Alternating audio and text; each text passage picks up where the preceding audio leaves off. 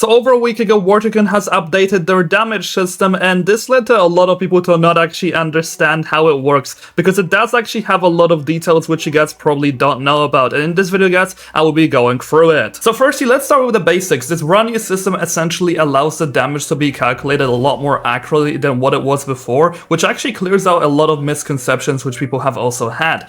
But the basic idea of how it works is that the closer the bullet to target, the higher the damage output. So for example, if I'm shooting really far away from this power box, I'm gonna end up doing way less damage than if I was actually aiming closer to it. That's obviously the basic idea of how it works. Okay, so now that we got this out of the way, I'd like to clear up a common misconception, and that's that the vehicles are on average doing around 100 damage, if not more, per hit. And that could not actually be further from the truth. And the reason for why you can visually see this much damage is actually not because it does 100 damage per hit, it's for a completely different reason. So for example, right here I'm shooting the shield with the Comanche, I'm gonna shoot one shot, it did 65. However, as I start to shoot more bullets at the same time, it is consistently doing 130, and this leads to a lot of people to believe that it's doing 130 damage per hit. However, in reality, all that really happens is a simple mathematical calculation of 65 times 2, which equals to 130. The damage itself stacks visually, so the game doesn't have to show an infinite amount of 65s, because that could probably cause lag. It's just much easier to showcase them stacking up. And we can especially see this when you're shooting exactly the same spot for a very long time, but as I start moving my cursor around, as you guys can see, I can see a mix of 130s and 65s, and that's because the damage simply stacks in one area.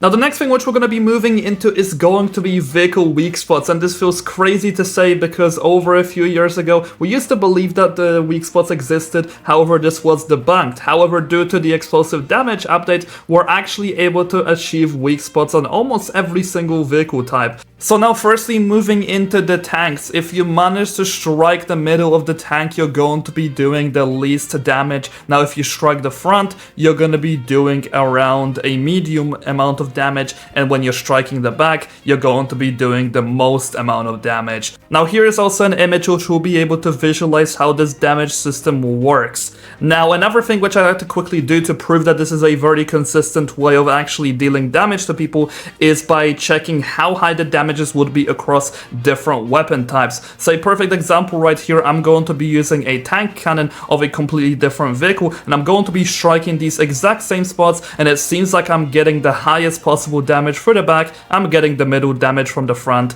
and I'm getting the least amount of damage from the middle. And once again, the same can be seen with this grenade launcher. Even on the freaking M117 Guardian, it's still able to consistently do the same amount of damages. Now if we move into the ground vehicles, there's only two places which you can actually hit to score different damages. You got the turret, and you also got the whole ground vehicle itself. So I really don't suggest you guys to be hitting the turret because it's going to be doing reduced damage. Well, if you hit the armor, you're going to be doing more damage. I know this doesn't make sense when it comes to realism, so please ignore that. It's just how Warchicken works. And now if we move into the helicopters, they got 3 different spots which you could hit for different damages. You got the middle, the weapons, and the tail. So the middle is going to be doing the least damage, the weapons are going to be doing a medium amount of damage, and the tail is going to be doing the most at 115 with the Leopard 2 ARC here, for example. I know this isn't very useful since helicopters will be using movement, so you're obviously not going to be hitting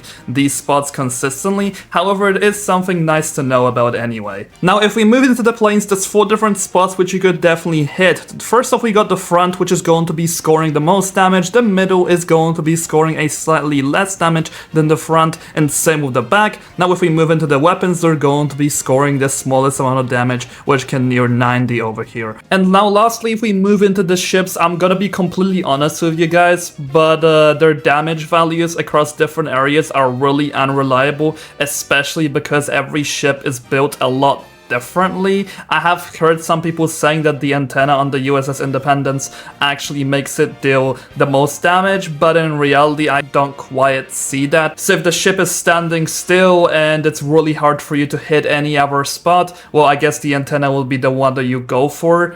But reasonably, I don't really find myself to be as educated when it comes to the ship damages, so I'm going to be leaving that one out for now. And now the last thing which I'd like to teach you today is going to be how to counter the explosive damage. However, you can only really do this against missiles specifically. So essentially the full damage which you take for a missile is going to be when you're standing still. So for example, this longbow missile is doing above 200 damage. However, whenever the vehicle actually starts moving and the missile ends up hitting the back, and due to all the different lag factors and etc., you'll be able to actually do a lot less damage overall. So one tip which I do have for you guys is going to be using fast vehicles, because you might end up cutting down on a lot of damage due to that. But anyway, for the time being, that's all I had to teach you guys about explosive damage. If there will be more, I will be sure to update you guys, probably in a short. I don't think I need to make as long of a video on this. But yeah, I'll see you all later, and make sure to subscribe. This took me a very long time to figure out.